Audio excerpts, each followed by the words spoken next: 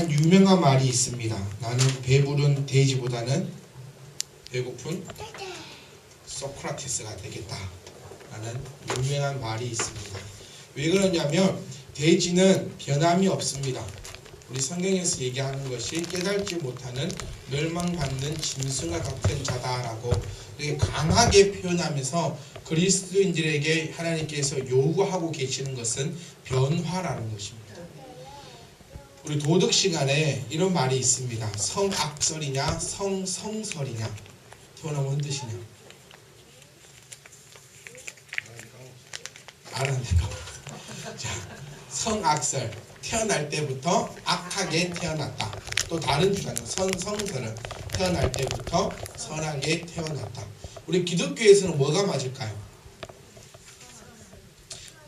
만들어지기는 성성설로 만들어졌는데 사람이 타락하여 후세부터는 성악설로 되었다라는 게 맞습니다. 하나님께서 창조하신 것은 우리를 선하게 창조하셨는데 사람이 죄로 말미암아 죄를 범하게 되고 그 사람의 후손들 모두는 악하다는 것입니다. 그 악한 것에서 시작이 악하다는 거예요. 시작이 악합니다. 시작할 때 악해요.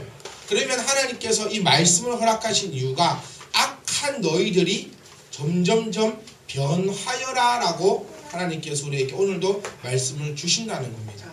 그래서 하나님께서는 깨닫지 못하는 자, 즉 변하지 못하는 자는 그냥 짐승도 아니고 멸망받는 짐승과 같다라 그렇게 무섭게 표현하면서 우리에게 변화를 촉구하고 있다는 사실입니다. 사람과 동물의 큰 차이점은 뭐냐면 제가 처음에 시작할 때 돼지와 소크라테스를 이야기해 든 것은 뭐냐면 생각하는 자와 생각하지 않는 자입니다. 더 쉽게 얘기하면 내가 내 스스로에게 질문을 던지고 답을 찾을 수 있는 자와 그냥 아무 목적 없이 그냥 먹고 살고 그렇게 하는 자 두 가지를 이야기를 하고 있다는 것입니다. 내 스스로 한번 나를 점검해 보아야 합니다. 끊임없이 내 스스로에게 내가 질문을 던져 보아야 합니다. 네가 예수 믿는 사람이 맞느냐? 내 스스로 질문을 던지십시오. 그리고 그 질문에 대한 답을 말씀을 통해서 찾으셔야 돼요. 그래서 내가 그렇게 살아가고 있지 못하다. 그래서 나는 막 저주받은 인생인갑다. 이게 아니라 오늘도 우리에게 주시는 말씀은 그렇게 네가 찾았다면 변하면 된다는 거죠. 변화의 가장 첫 번째가 찾는 것입니다.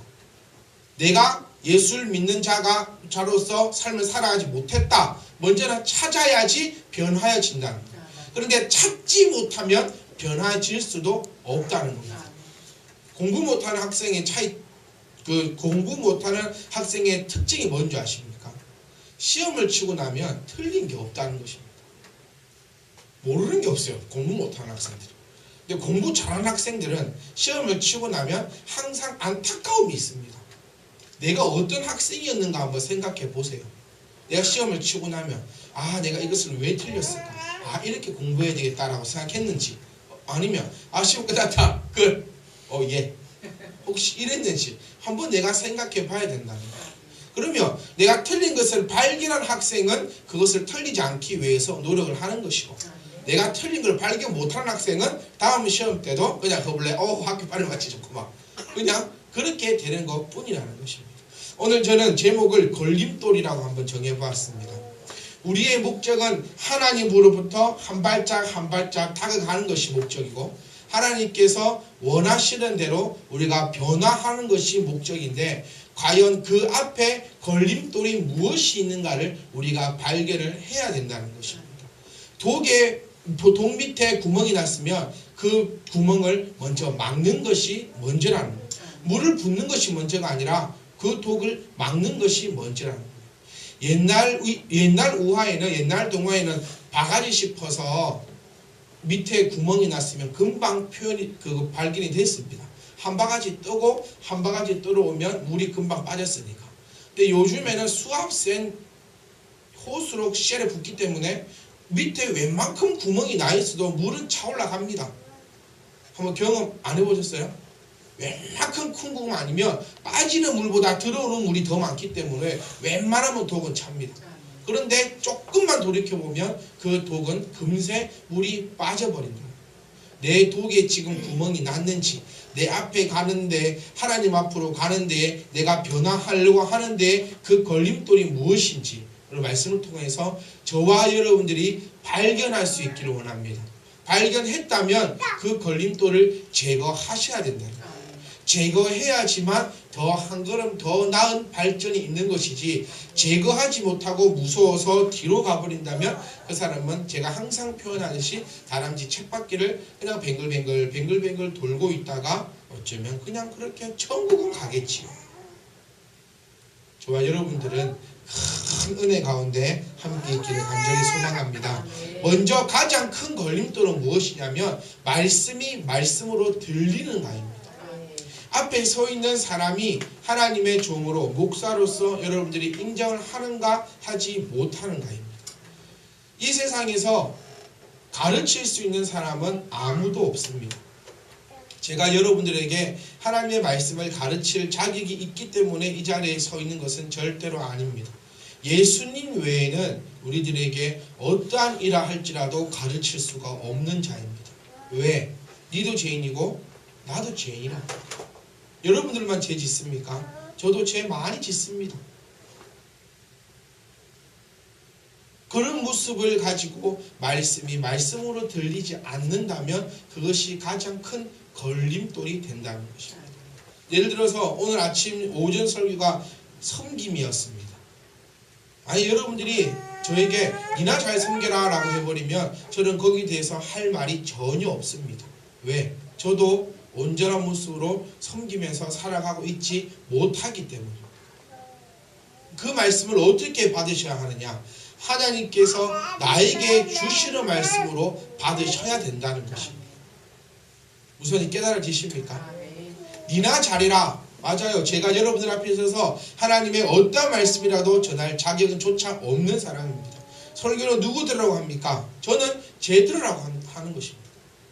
저는 하나님의 말씀을 증거하면서 제가 듣습니다. 여러분들 하나님의 말씀에서 네가 들으라가 아니라 여러분 스스로가 들으시기 원합니다. 그래서 여러분도 바뀌고 저도 바뀌어서 하나의 아름다운 모습으로 나아가는 것이 교회의 모습입니다. 그래서 목사의 모습을 보고 여러분 저 얼마나 많이 실망하면서 살아왔습니까? 지금까지 신앙생활을 하면서 믿었었는데 어땠었는데 저땠었는데 그렇게 되니까 내 신앙이 넘어지고 하나님 앞으로 가는 데 큰 걸림돌이 되었다, 그 말이라는 것입니다. 여러분 목사로 인정하십시오. 하나님께서 귀한 말씀을 통하여 주는 목사로 인정하십시오. 그 이상 그 이하도 아니라는 것입니다. 제발 말씀드리는 것은 목사는 그저 하나님으로부터 쓰임받는 도구일 뿐입니다. 하나님도 아니고 신도 아니고 예수님도 아니고 아무것도 아니라는 것입니다. 온전히 하나님께로부터 받은 하나님의 그 능력대로 행하는 사람이 목사라는 것을 기억할 수 있기를 간절히 소망합니다. 그래서 오늘 이 시간 하나님의 말씀이 선포될 때에 여러분 하나님의 말씀으로 받을 수 있기를 간절히 소망합니다. 제가 저희 애기 엄마한테 자주 하는 말입니다. 나를 목사로 생각하라. 나를 목사로 여기거든 하나님의 말씀을 들으라. 니나 잘해라가 아니라 나도 잘할 테니까 너 나를 목사로 여긴다면 오늘도 하나님께서 우리에게 명령하시고 경고하시고 복 주시는 그 말씀을 하나님의 말씀으로 들으라 라고 저는 자주 이야기합니다. 왜? 가장 목사의 인간의 가장 추하고 더럽고 가장 연약한 모습은 옆에 있는 사람이 가장 많이 본다는 거예요. 그래서 목사의 자식들이 많이 힘들어한다는 사실 가운데 하나입니다. 집에서는 똑같다가 교회에 오면 거룩해지려고 하니까 목사의 자녀들이 많이 힘들어한다는 것입니다. 저는 요즘에 목사에 대해서 생각하면서 두 가지의 결론을 내렸습니다. 첫 번째는 참 모든 성도들과 모든 이 앞에서 부끄럽지 아니한 행동을 하고 생각을 하고 그러한 목사가 되든지, 두 번째는 아예 얼굴에 철판을 깔고 살아가든지, 이 두 가지가 되지 않으면 목회를 할 수가 이 두 가지 중에서 어떤 한 가지를 택하지 않으면 목사로서 살아갈 수가 없겠다라는 생각을 했습니다.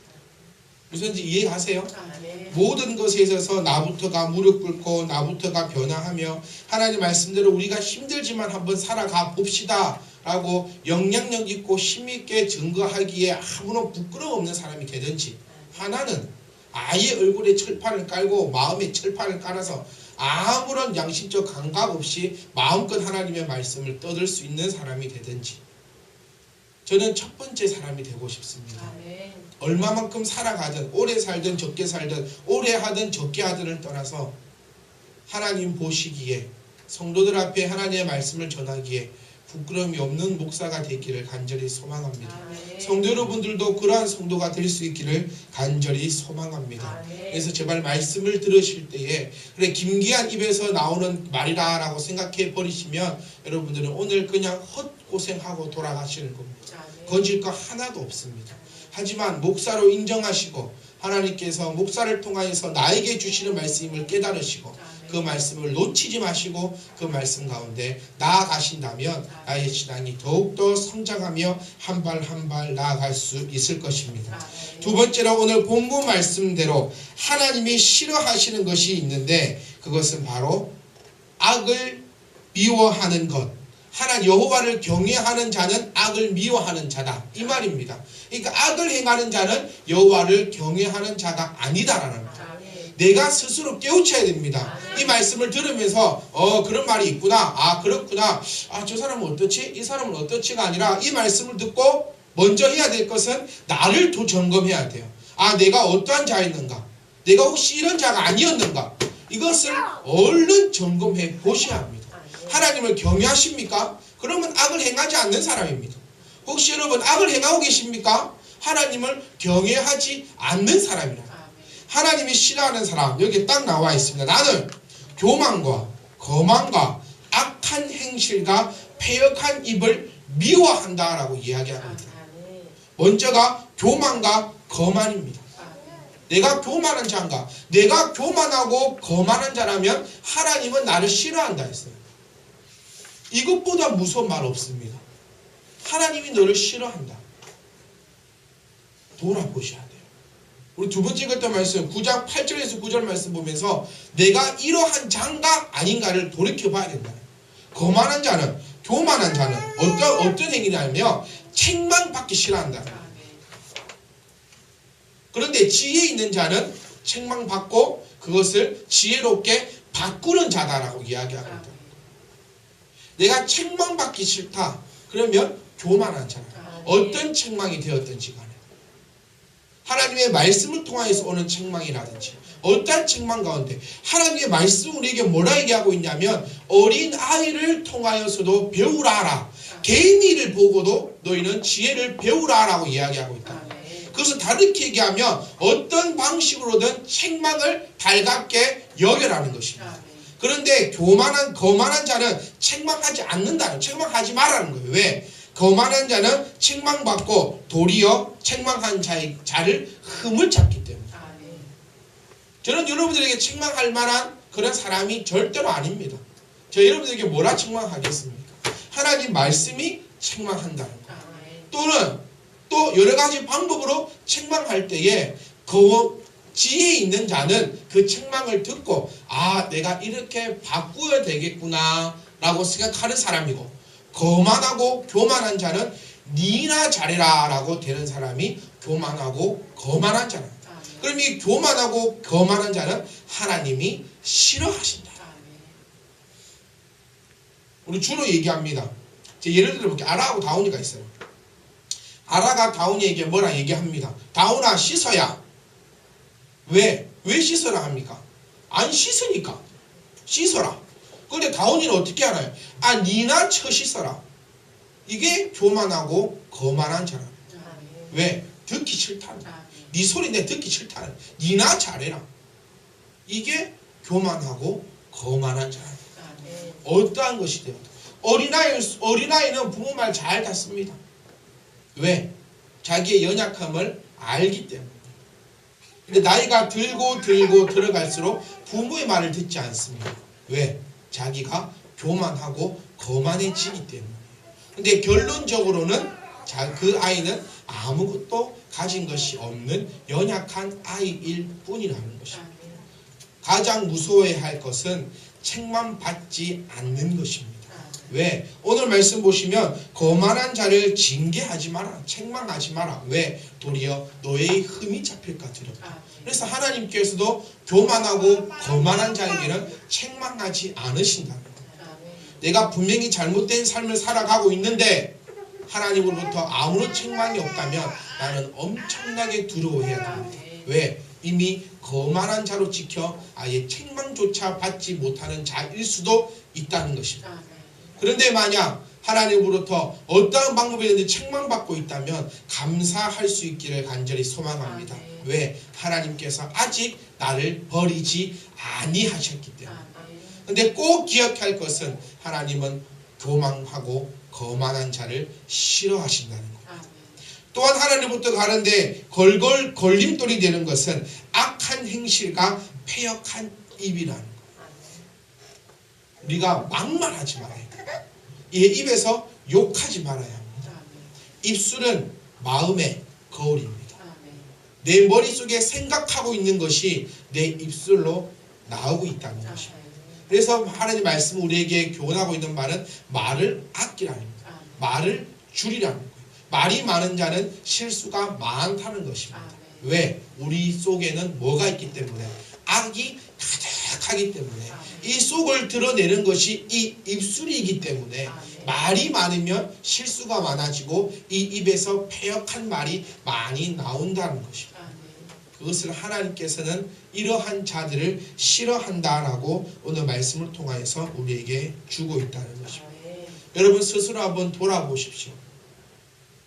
오늘 이 말씀을 듣고 여러분 스스로가 돌아보신다면 여러분들은 오늘 성공한 예배를 드린 예배의 승리자입니다. 그런데 만약 오늘 이 말씀을 듣고 내 마음이 상하고 기분이 나쁘고 니나 잘하고 나는 잘하고 있고 나는 아무 잘못 없고 니가 잘못됐고 니나 똑바로 해라 이런 마음이 내 마음에 있다면 그 자는 오늘 예배에 실패한 자라는 것입니다. 오늘 말씀은 누구에게? 나는 저에게 주시는 말씀입니다. 제가 이 말씀을 저도 전하고 있지만 동시에 말씀을 듣고 있다는 거예요. 말씀을 들으면서 마음의 찔림과 마음의 아픔과 마음의 돌이킴과 마음의 변화가 있기를 주 이름으로 간절히 축원합니다. 여러분 교만하면 안 됩니다. 교만한 자는 책망을 받지 않는 자입니다. 교만한 자는 두 가지 사람이 있죠. 교만한 자는 똑같은 소리를 들어도 그 소리가 잔소리고 싫은 소리가 들리는 사람입니다. 지혜로운 사람은 그 소리를 듣고 감사함으로 그 소리를 인정하는 사람이 있다는 것입니다. 저는 간절히 소망합니다. 저부터가 지혜로운 자가 되기를 간절히 소망합니다. 또한 저와 함께 신앙생활하는 여러분 또한 지혜로운 자가 될 수 있기를 간절히 소망합니다. 왜 잔소리라 들릴까요? 그 소리를 계속해서 듣기 때문에 잔소리로 들립니다. 왜 그 소리를 계속해서 들을까요? 내가 안 바뀌기 때문에 계속해서 듣는 거예요. 처음에 제가 우리 다민이한테 샤워해라. 샤워를 안 한대요. 여자아이가. 안 씻는데요. 말로 해서 샤워해라. 씻어라. 그때 들으면 얼마나 좋아요. 안 들어요. 다른 방법을 택해요. 다른 방법을 또 썼어요. 그래도 또 안 들어요. 그래서 지금은 돈을 걸어놨습니다. 그랬더니 한 번도 안 걸리고 잘 씻고 있다는 거예요. 이게 왜 잔소리가 될까요? 자기 듣기 싫은 말 계속 하는 것은 잔소리입니다. 잔소리 안 들려면 뭐 하면 돼요? 처음에 다민아 좀 씻어라 했을 때 내가 잘 안 씻는 사람이었구나. 내가 바뀌어야지. 이렇게 해서 잘 씻는 자로 바뀌면 그 사람은 지혜로운 사람. 그런데 잔소리 듣기 싫어. 잔소리 듣기 싫어. 잔소리 듣기 싫어. 제 목사님 어디 가축도 안 하나. 잔소리 싫어. 싫어. 이게 되는 것이 교만하고 거만한 자라. 왜? 책만 받기 싫어한다. 그러면서 니도 한번 걸리봐라 나한테. 뭐 한 개 딱 꼬투리 내가 잡는 감 잡는 감 한번 딱 봐라 하고 꼴고 있는 사람이 바로 거만하고 교만한 사람. 자, 또 있습니다. 하나 책망하고 둘, 셋, 넷, 다섯, 여섯, 일곱, 여덟 번 해도 안 되면 그냥 내버려 둔다. 왜? 책망해도 안 되기 때문에. 내가 신경 쓸 사람이 니밖에 없는 것도 아니고 신경 쓸 사람이 많은데 내가 내 에너지 니한테 소비 안 하겠다는 그게 제 마음입니다. 하나님 마음도 마찬가지다. 한번 책망했을 때 그 책망의 소리가 잔소리가 되지 않기를 간절히 소망합니다. 잔소리는 누가 만드는 거예요? 내가 스스로 만드는 거예요. 내가 스스로. 좀 일어나라. 잔소리 듣기 싫으면 뭐 하면 돼요? 일어나면 돼요. 공부해라. 잔소리 듣기 싫으면 공부하면 됩니다. 밥 좀 그만 먹어라. 잔소리 듣기 싫으면 밥 그만 먹으면 돼요. 그런데 먹지만 해도 계속 먹으면서 소리를 듣기 싫다는 것은 아예 그냥 따로 니하고 나하고 연관 짓지 말자는 겁니다. 무슨 말인지 깨달아지십니까? 하나님께서 우리에게 오늘도 잔소리가 되지 않기를 간절히 소망합니다. 어떤 소리건 여러 번 들으면 싫습니다. 좋은 소리도 여러 번 들으면 싫어요. 그럼 그 소리 안 듣게 하는 것은 바로 나 자신임을 깨달을 수 있기를 간절히 소망합니다. 그리고 여러분의 행동과 입에서 악한 패역한 입이 나온다면 나뿐만 아니라 내 옆에 있는 영혼도 함께 죽이는 일임을 여러분 기억할 수 있기를 간절히 소망합니다. 부부가 교회를 다녀요. 그런데 아내가 안 좋은 일을 합니다. 그러면 남편이 제일 처음 생각드는 게 뭔지 아세요? 교회에 다닌다는 사람이 어쩌면 저렇게 하는가. 그 사람부터 먼저 드는 거 사실입니다. 혹시 나는 교회를 잘 다니고 아내는 교회를 잘 안 다니는 사람이 있으면 그 남편은 더 잘해야 됩니다. 왜? 교회를 잘 안 다니는 사람은 그 사람이 예수님이라는 거예요. 딴 거 없어요. 교회 다니는 사람이 어떻게 하는가 쳐다보고 있다는 거예요. 네가 잘하면 예수님이 살아 계시는 같네. 내가 한번 가봐야 되겠다. 네가 잘 못하면 오래 예수 믿는다고 라고 되어버린다. 사랑하는 성도 여러분, 우리 앞에는 분명히 걸림돌이 있습니다. 걸림돌은 교만과 거만과 악한 행실과 패역한 입이라는 거예요. 이번 일주일 동안 여러분 살아오시면서 지금부터 천국 가는 그 평생을 살아가시면서 저와 여러분들이 교만한가 혹은 거만한가 내가 스스로 점검하셔야 합니다. 자기 스스로 점검하지 못하는 사람은 그 사람은 처음에 말씀드렸던 대로 배부른 돼지에 불과하다. 내 스스로를 날마다 점검하셔야 됩니다. 내가 혹은 악한 행실을 하고 있지 않는가? 패역한 입을 가지고 있지 않는가? 누가 제일 잘 아느냐? 옆 사람보다는 솔직히 내가 더 잘 압니다. 그것을 돌이키는 삶이 사람다운 삶이고 하나님을 경외하는 삶입니다. 그래서 이 시간부터는 저와 여러분 입에서 욕은 떠나갈 길을 간절히 소망합니다. 막말도 좀 떠나가길 바라고 항상 축복하는 말, 좋아하는 말, 사랑하는 말, 힘이 되는 말 그런 말이 될 수 있기를 간절히 소망합니다. 저와 여러분들은 복의 근원이 되기를 간절히 소망합니다. 복의 근원이라 해서 내가 가는 곳마다 돈이 들어오는 게 복의 근원이 아니라 내가 있는 그곳이 행복한 곳 넘치면 그 사람이 복의 근원이라. 싸움이 많은 집에, 싸움이 끊이지 않던 집에, 싸움이 많은 그 집에 내가 감을 통하여서 그곳이 평화로워진다면 그게 바로 복의 근원이라. 아브라함이 왜 근원이었습니까? 왜 복의 근원이었습니까? 아브라함이 가는 곳곳마다 돈이 많이 벌어져서요? 아닙니다.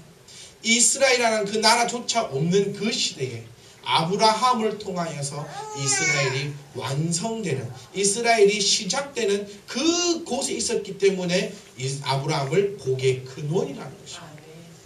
아브라함을 통하여서 그의 자손들이 늘어났고 끝내는 그 밑에서 이스라엘이 나온다는 것. 그게 복의 근원이라는 것입니다.